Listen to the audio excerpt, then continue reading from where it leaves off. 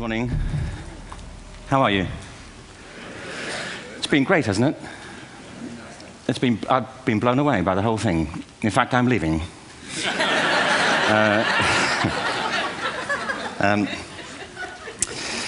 There have been three themes, haven't there, running through the conference, which are relevant to what I want to talk about. One is the extraordinary evidence of human creativity in all of the presentations that we've had and in all the people here. Just the variety of it and the range of it. The second is that it's put us in a place where we have no idea what's going to happen in terms of the future. No idea how this may play out. I have an interest in education. Actually, what I find is everybody has an interest in education. Don't you? I find this very interesting. If you're at a dinner party and you say you work in education, actually, you're not often at dinner parties, frankly, if you work in education. You're not asked, you know, and you're never asked back, curiously. That's I think that strikes me. But if you are, and you say to somebody, they say, what do you do? And you say, you work in education, you can see the blood run from their face. They think, oh my God, you know, why me? It's my one night out all week. But if you ask people about their education, they pin you to the wall. Because it's one of those things that goes deep with people. Am I right? Like religion and money and other things. So I have a big interest in education, and I think we all do. We have a huge vested interest in it, partly because it's education that's meant to take us into this future that we can't grasp. If you think of it, children starting school this year will be retiring in 2065. Nobody has a clue, despite all the expertise that's been on parade for the past 4 days, what the world will look like in 5 years' time. And yet we're meant to be educating them for it. So the unpredictability, I think, is extraordinary. And the third part of this is that we've all agreed, nonetheless, on the really extraordinary capacities that children have, their capacities for innovation. I mean, Serena last night was a marvel, wasn't she? Just seeing what she could do. And she's exceptional, but I think she's not, so to speak, exceptional in the whole of childhood. What you have there is a person of extraordinary dedication who found a talent. And my contention is all kids have tremendous talents, and we squander them pretty ruthlessly. So I want to talk about education, and I want to talk about creativity. My contention is that creativity now is as important in education as literacy, and we should treat it with the same status. Thank you.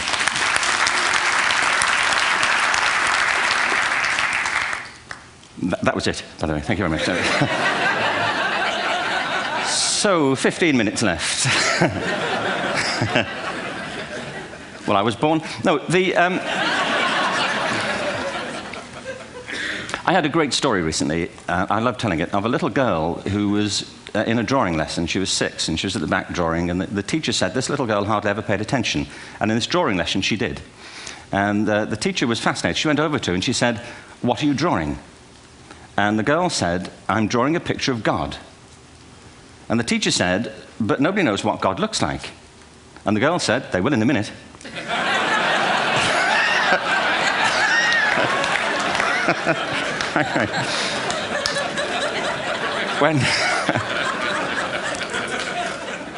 When my son was 4 in England, actually he was 4 everywhere, to be honest. I mean, if we're being strict about it, wherever he went, he was 4 that year. But he was in the Nativity play. Do you remember the story? No, it was big. It was a big story. Mel Gibson did the sequel. You may have seen it. I don't know. It was Nativity 2. But James got the part of Joseph, which we were thrilled about. We consider this to be one of the lead parts. We had the place crammed full of agents and T-shirts, you know. James Robinson is Joseph. He didn't have to speak, but do you know the bit where the 3 kings come in? They come in bearing gifts, and they bring gold, frankincense, and myrrh. This really happened. We're sitting there, and they, I think, just went out of sequence. Because we talked to the little boy afterwards and said, you know, are you okay with that? And they said, yeah, why was that wrong? They just switched. I think that was it. Anyway, the 3 boys came in, little 4-year-olds with tea towels on their heads, and they put these boxes down. The first boy said, "I bring you gold." And the second boy said, "I bring you myrrh." And the third boy said, "Frank sent this."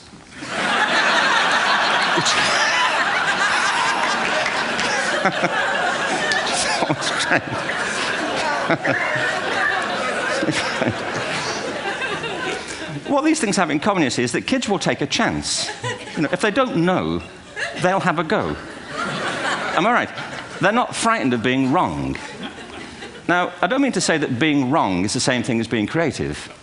What we do know is, if you're not prepared to be wrong, you'll never come up with anything original. If you're not prepared to be wrong. And by the time they get to be adults, most kids have lost that capacity.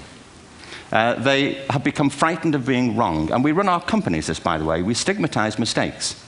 And we're now running national education systems where mistakes are the worst thing you can make. And the result is that we are educating people out of their creative capacities. Picasso once said this. He said that all children are born artists. The problem is to remain an artist as we grow up. I believe this passionately, that we don't grow into creativity, we grow out of it. Or rather, we get educated out of it. So why is this?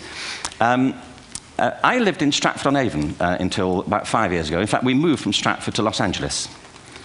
So you can imagine what a seamless transition this was from LA. Actually, we lived in a place called Snitterfield, just outside Stratford, which is where Shakespeare's father was born. Are you struck by a new thought? I was. You don't think of Shakespeare having a father, do you? Do you? Because you don't think of Shakespeare being a child. Do you? Shakespeare being 7. I never thought of it. I mean, he was 7 at some point. He was in somebody's English class, wasn't he? Do you understand? Really? How annoying would that be?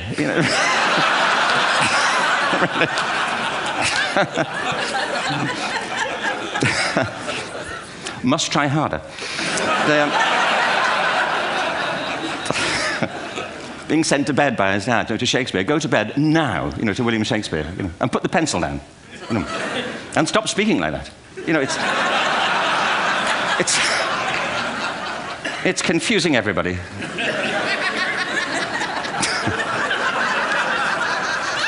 Anyway, we moved from Stratford to Los Angeles, and I just want to say a word about the transition. Actually, my son didn't want to come. I've got 2 kids. He's 21 now, and my daughter's 16. He didn't want to come to Los Angeles. He loved it, but he had a girlfriend in England. This was the love of his life, Sarah. He'd known her for a month. Mind you, they'd had their 4th anniversary by then, because it's a long time when you're 16. Anyway, he was really upset on the plane. He said, "I'll never find another girl like Sarah." And we were rather pleased about that, frankly, because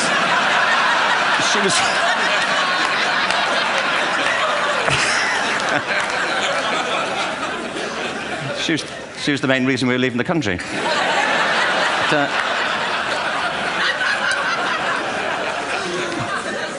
But something strikes you when you move to America and when you travel around the world. Every education system on Earth has the same hierarchy of subjects. Everyone, doesn't matter where you go. You think it would be otherwise, but it isn't. At the top are mathematics and languages, then the humanities, and at the bottom are the arts, everywhere on Earth. And in pretty much every system, too, there's a hierarchy within the arts. Art and music are normally given a higher status in schools than drama and dance.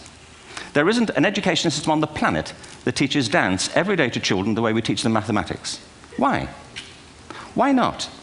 I think this is rather important. I think maths is very important, but so is dance. Children dance all the time if they're allowed to. We all do. We all have bodies, don't we? Did I miss a meeting? I think... Truthfully, what happens is, as children grow up, we start to educate them progressively from the waist up. And then we focus on their heads, and slightly to one side. If you were to visit education as an alien and say, what's it for, public education, I think you'd have to conclude, if you look at the output, who really succeeds by this? Who does everything they should? Who gets all the brownie points? Who are the winners? I think you'd have to conclude the whole purpose of public education throughout the world is to produce university professors. Isn't it? They're the people who come out the top. And I used to be one. So there. And I like university professors, but, we shouldn't hold them up as the high watermark of all human achievement. They're just a form of life. Another form of life. But they're rather curious, and I say this out of affection for them. There's something curious about professors. In my experience, not all of them, but typically, they live in their heads. They live up there, and slightly to one side. They're disembodied, in a kind of literal way. They look upon their body as a form of transport for their heads. It's... Don't they? It's a way of getting their head to meetings.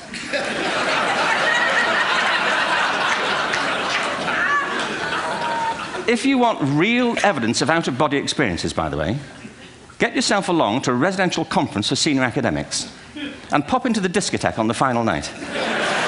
And there you will see it. Grown men and women writhing uncontrollably off the beat. Waiting to it ends so they can go home and write a paper about it. Now, our education system is predicated on the idea of academic ability.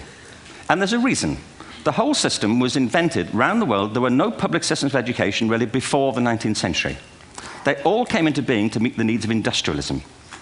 So the hierarchy is rooted on two ideas. Number one, that the most useful subjects for work are at the top. So you were probably steered benignly away from things at school when you were a kid, things you liked, on the grounds you would never get a job doing that. Is that right? Don't do music, you're not going to be a musician. Don't do art, you won't be an artist. Benign advice, now profoundly mistaken. The whole world is engulfed in a revolution. And the second is academic ability, which has really come to dominate our view of intelligence because the universities designed the system in their image. If you think of it, the whole system of public education around the world is a protracted process of university entrance. And the consequence is that many highly talented, brilliant, creative people think they're not, because the thing they were good at school wasn't valued or was actually stigmatized. And I think we can't afford to go on that way. In the next 30 years, according to UNESCO, more people worldwide will be graduating through education than since the beginning of history. More people. And it's the combination of all the things we've talked about, technology and its transformational effect on work, and demography and the huge explosion in population. Suddenly, degrees aren't worth anything. Isn't that true? When I was a student, if you had a degree, you had a job. If you didn't have a job, it's because you didn't want one. And I didn't want one, frankly. So, but now, kids with degrees are often heading home to carry on playing video games. Because you need an MA, where the previous job required a BA, and now you need a PhD for the other. It's a process of academic inflation, and it indicates the whole structure of education is shifting beneath our feet. We need to radically rethink our view of intelligence. We know three things about intelligence. One, it's diverse. We think about the world in all the ways that we experience it. We think visually, we think in sound, we think kinesthetically, we think in abstract terms, we think in movement. Secondly, intelligence is dynamic. If you look at the interactions of a human brain, as we heard yesterday from a number of presentations, intelligence is wonderfully interactive. The brain isn't divided into compartments. In fact, creativity, which I define as the process of having original ideas that have value, more often than not, comes about through the interaction of different disciplinary ways of seeing things. The brain is intentionally, by the way, there's a shaft of nerves that joins the two halves of the brain called the corpus callosum. It's thicker in women. Following on from Helen yesterday, I think this is probably why women are better at multitasking. Because you are. Aren't you? There's a raft of research, but I know it from my personal life. If my wife is cooking a meal at home, which is not often, thankfully, but if she's doing... No, she's good at some things. But if she's cooking, she's dealing with people on the phone, she's talking to the kids, she's painting the ceiling, she's doing open heart surgery over here. If I'm cooking, the door is shut, the kids are out, the phone's on the hook. If she comes in, I get annoyed. I say, Terry, please, I'm trying to fry an egg in here. Really.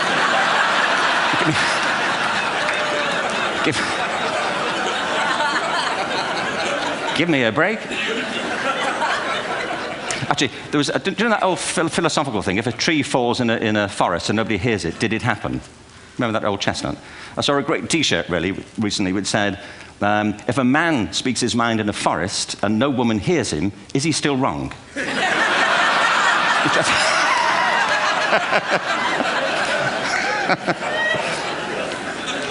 And the third thing about intelligence is it's distinct. I'm doing a new book at the moment called Epiphany, which is based on a series of interviews with people about how they discovered their talent. I'm fascinated by how people got to be there.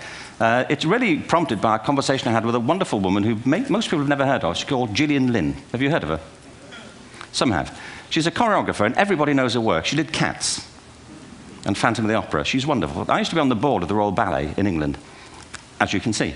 And anyway, Jill and I had lunch one day. I said, how'd you get to be a dancer? And she said it was interesting. When she was at school, she was really hopeless. And the school in the 30s wrote to her parents and said, we think Gillian has a learning disorder. She couldn't concentrate, she was fidgeting. I think now they'd say she had ADHD. Wouldn't you? But this was the 1930s, and ADHD hadn't been invented, at this point, so it wasn't an available condition. people weren't aware they could have that. Anyway, she went to see this specialist. So this oak-panelled room, and she was there with her mother, and she was led and sat on this chair at the end, and she sat on her hands for 20 minutes while this man talked to her mother about all the problems Gillian was having at school. And at the end of it, because she was disturbing people, her homework was always late and so on, little kid of 8, in the end, the doctor went and sat next to Gillian and said, Gillian, I've listened to all these things that your mother's told me. I need to speak to her privately. So he said, wait here, we'll be back. We won't be very long. And they went and left her. But as they went out the room, he turned on the radio that was sitting on his desk. And when they got out the room, he said to her mother, just stand and watch her. And the minute they left the room, she said she was on her feet, moving to the music. And they watched for a few minutes, and he turned to her mother, and he said, Mrs. Lynn, Gillian isn't sick. She's a dancer. Take her to a dance school. I said, what happened? He said, she did. I can't tell you how wonderful it was. We walked in this room, and it was full of people like me. People who couldn't sit still. People who had to move to think. Who had to move to think. They did ballet, they did tap, they did jazz, they did modern, they did contemporary. She was eventually auditioned for the Royal Ballet School. She became a soloist. She had a wonderful career at the Royal Ballet. She eventually graduated from the Royal Ballet School, found her own company, the Gillian Dance Company, met Andrew Lloyd Webber. She's been responsible for some of the most successful musical theatre productions in history. She's given pleasure to millions, and she's a multi-millionaire. Somebody else might have put her on medication and told her to calm down. Now, I think...